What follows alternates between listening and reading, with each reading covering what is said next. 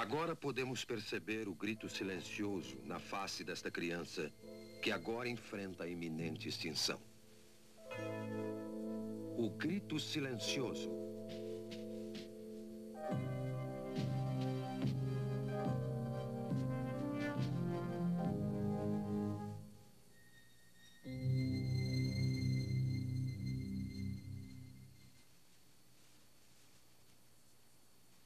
Meu nome é Bernard N. Nathanson. Sou um médico e também obstetra e ginecologista. E acho que tenho alguma experiência em matéria de abortos. Bem, quando eu estudava medicina, em 1949, não havia uma ciência como a fetologia. Aprendemos que esta criança a nascer, o feto, era uma coisa no útero e que somente por uma questão de fé era ou não era um ser humano e se esse ser humano teria ou não qualquer qualidade bem pessoal. Mas essa história mudou desde 1970. Foi nessa época que a ciência da fetologia surgiu nos meios médicos. Surgiu pela mera apresentação de grandes e novas tecnologias, como a imagem ultrassônica, o monitor eletrônico do coração fetal, fetologia, histeroscopia, teste imunológico e uma série de outras novas tecnologias que hoje constituem, de fato, o corpo da ciência da fetologia. A imagem ultrassônica, que é a imagem do feto em movimento, tornou-se acessível à nossa clínica a partir de 1976. A sala para exames ultrassônicos consiste de uma convencional mesa de exame e do aparelhamento de ultrassom. Essa máquina que vemos aqui. A mulher grávida é colocada na mesa para o exame. O abdômen é devidamente coberto. A ponta do instrumento é colocada sobre o útero. O aparelhamento consiste basicamente de um cristal que emite ondas de som em alta frequência. E um outro aparelho que capta o eco dessas ondas. O eco é então registrado num computador que o transforma em uma série de imagens da criança nascer. E a criança pode ser observada por uma análise linear, que é útil para a gravidez adiantada, ou por uma de setor, que é mais precisa para delinear a criança na fase inicial, como esse caso. A imagem reconstruída pelos moldes do eco é capaz de ser de uma absoluta clareza e é tão detalhada nesse instrumento que as válvulas do coração são observadas abrindo e fechando com as contrações do coração. Mães e pais, pela primeira vez, têm podido ver suas crianças antes do nascimento, com essa espetacular tecnologia.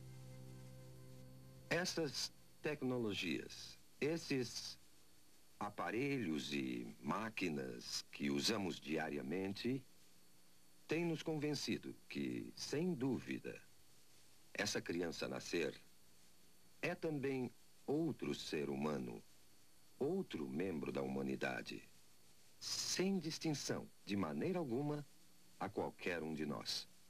E pela primeira vez, temos a tecnologia para ver um aborto sob o ponto de vista da vítima. A imagem ultrassônica nos permite ver isso. E assim, pela primeira vez, vamos observar como uma criança vai sendo torturada, desmembrada, desarticulada, esmagada e destruída pelos insensíveis instrumentos de aço do aborteiro.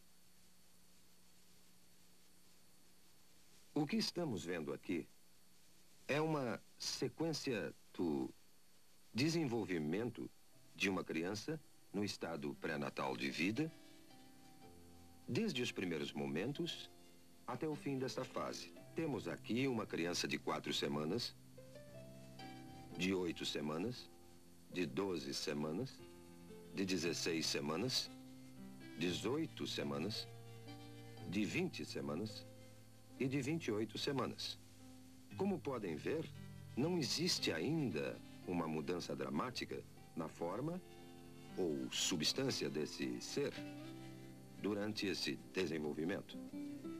Essa pequena pessoa de 12 semanas é uma criatura, inegavelmente um ser humano. Já tem ondas cerebrais desde 6 semanas, seu coração está funcionando há 8 semanas e todo o resto das funções humanas são exatamente como as nossas. Agora, esse livro, Obstétrica de Williams, 16ª edição de 1980, é um livro de estudo usado em todas as escolas de medicina nos Estados Unidos. O prefácio desse livro, publicado em 1980, nos diz o seguinte: felizmente entramos numa era que o feto pode ser já considerado e tratado como nosso segundo cliente. Quem poderia sonhar, mesmo há alguns anos, que poderíamos atender um feto como médico? As tradicionais éticas médicas e conceitos nos dizem que não devemos destruir nossos clientes e nós juramos preservar suas vidas. Agora veremos como o aborto age no nosso segundo cliente. Temos então uma criança de 12 semanas no útero, o útero sendo esse músculo em redor da criança. Quando o aborteiro inicia o processo, primeiro coloca esse instrumento, conhecido como espéculo, na vagina da mulher. E em seguida abre a fim de avistar o colo uterino aqui. Tendo avistado o colo, o aborteiro, então, pega esse instrumento, conhecido como tenáculo, firma-o seguramente com o espéculo no colo. Desta maneira, grampeia bem o tenáculo para firmá-lo melhor ao colo do útero. Outro instrumento que é posto em ação é chamado sonda. Esse instrumento é colocado dentro do útero, depois retirado, para o aborteiro determinar exato a profundidade e o tamanho do útero. Depois, esse grupo de dilatadores, esses metálicos, curvos instrumentos, são usados para fazer a dilatação do colo, a fim de aplicar finalmente os mencionados instrumentos de aborto.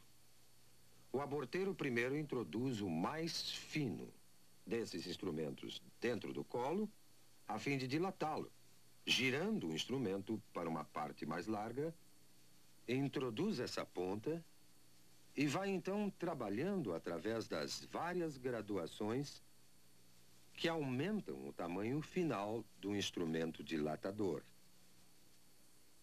Depois, passa a usar um instrumento conhecido como aparelho de sucção, o qual está sendo retirado de um recipiente esterilizado para seu uso. E então, isso será inserido no colo dilatado até chegar ao útero, para então perfurar o saco que cobre a criança, esvaziando-o do fluido que a cerca. O instrumento é posto em direto contato com a criança numa pressão aproximada a 55 milímetros de mercúrio, aplicada na ponta desse instrumento, que está ligada a um longo tubo grosso de sucção e a instrumentação abortiva, que é o aparelhamento do outro lado. A ponta de sucção começará a destruição da criança. Pedaços do corpo são separados um por um, até ficar somente fragmentos do corpo e a cabeça. A cabeça é grande demais para passar pela tubulação. Para isso é necessária a aplicação de outro instrumento, chamado pinça de pólipo, dentro do útero, através do colo já dilatado. E o aborteiro, então, terá que pegar a cabeça da criança, que flutua livre dentro do útero, entre os anéis desse instrumento. A cabeça é então dilacerada e seus pedaços removidos com seus respectivos ossos. E o aborto, então, estará concluído. Já vimos como uma criança de 12 semanas aparece na tela ultrassônica. Também vimos a mecânica, todas as fases do aborto de 12 semanas. Agora, pela primeira vez, veremos um filme feito com a verdadeira imagem ultrassônica de um aborto de 12 semanas. Não se esqueça que não é um caso fora do comum, um aborto tardio. É um dos 4.000 casos de aborto feitos todos os dias nos Estados Unidos. Esse filme foi feito numa clínica de abortos. O médico que realizou o aborto foi um jovem que trabalhava em 2 diferentes clínicas de aborto ao mesmo tempo. Ele já havia feito mais de 10.000 abortos na sua vida. Quando lhe pediram para assistir uma exibição deste filme, ele ficou tão chocado do que ele fazia que saiu da sala por um momento. Voltou para ver o final, mas nunca mais fez outro aborto. A moça que manobrou a verdadeira câmera ultrassônica era uma feminista e a favor do aborto.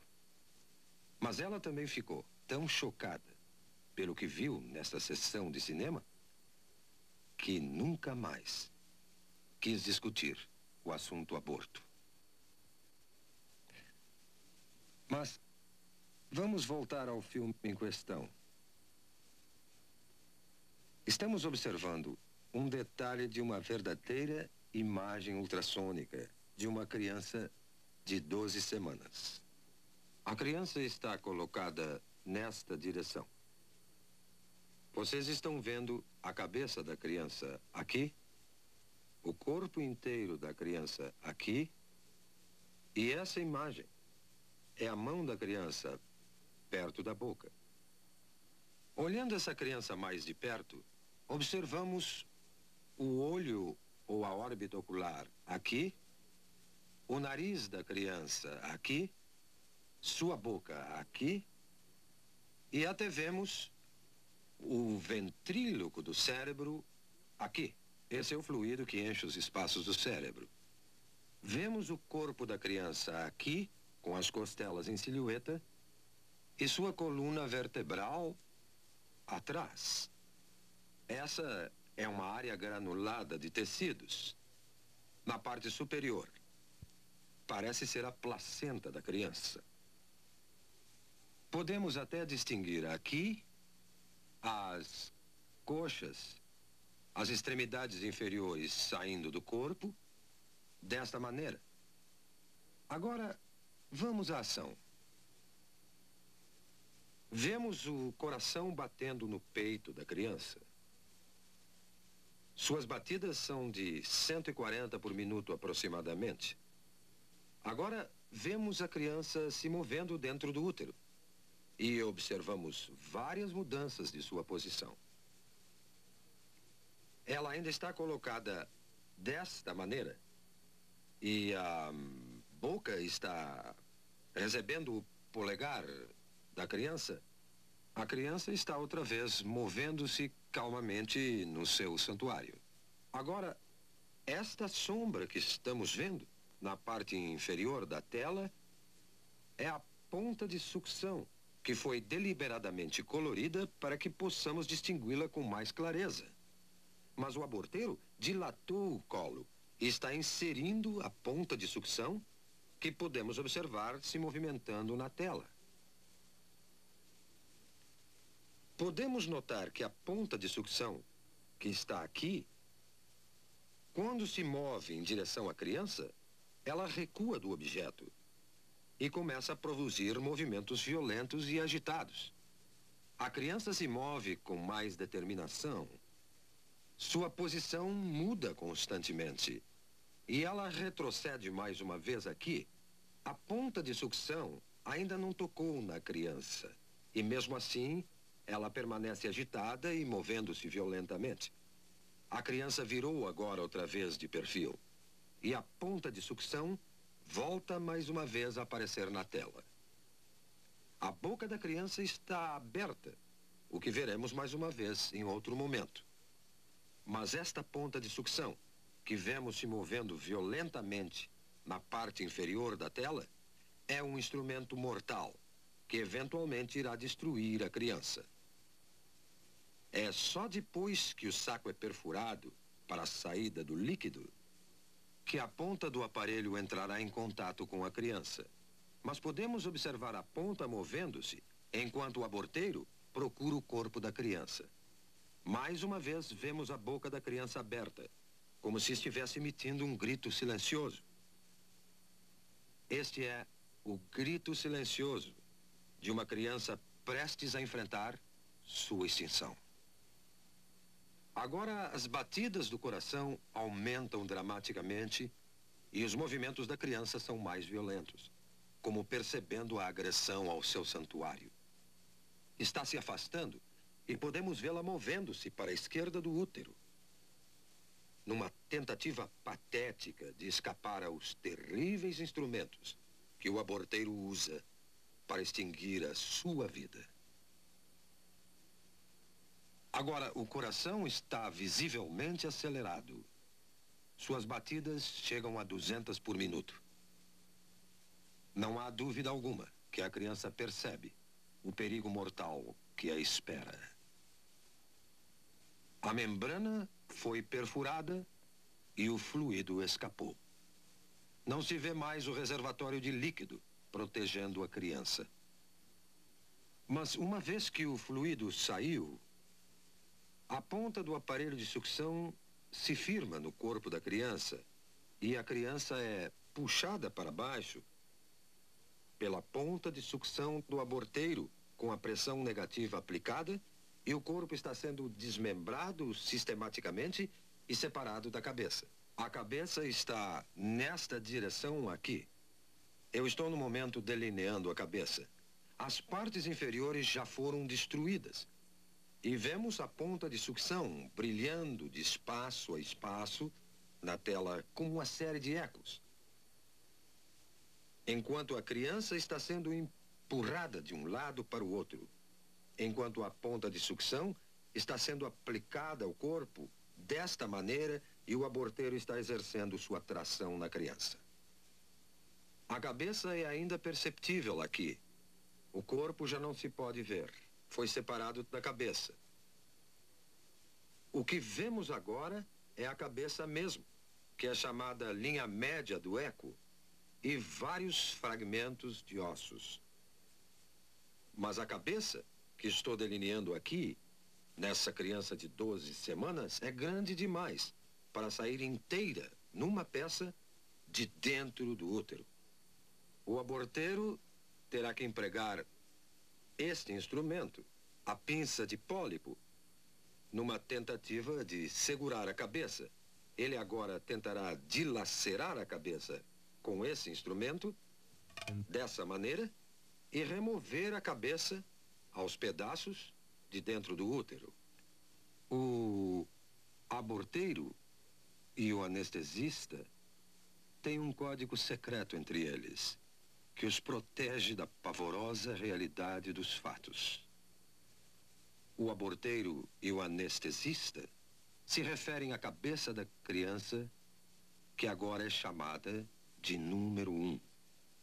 O anestesista, então, perguntará ao aborteiro: o número 1 já saiu? Já acabamos? Vemos agora, intermitentemente, os dentes ou lâmina desse instrumento aparecendo nessa imagem aqui. A cabeça tende a flutuar, solta no útero. E aqui estão os dentes ou lâmina desse instrumento vindo por aqui. E a cabeça está sendo agarrada pela pinça de pólipo e puxada para baixo em direção ao colo. Agora, tudo o que vimos sobrando são simples resíduos, simples fragmentos, pedaços de tecidos que documentam que ali viveu uma vez um indefeso, frágil ser humano. Considerando o impacto do aborto na nossa sociedade, vamos olhar algumas estatísticas do que realmente aconteceu nos últimos 20 anos. Nós temos dados confiáveis indicando que em 1963, bem antes do aborto ser legalizado pela infame decisão Roe versus Wade, eram efetuados aproximadamente 100 mil abortos ilegais anualmente nos Estados Unidos, e muito poucos legais. Em 1973, o primeiro ano que a decisão Roe versus Wade prevaleceu neste país, cerca de 750 mil abortos foram efetuados. E em 1983, o último ano do qual temos completos dados, foram feitos 1,5 milhão de abortos. Agora vamos ver o aborto como indústria.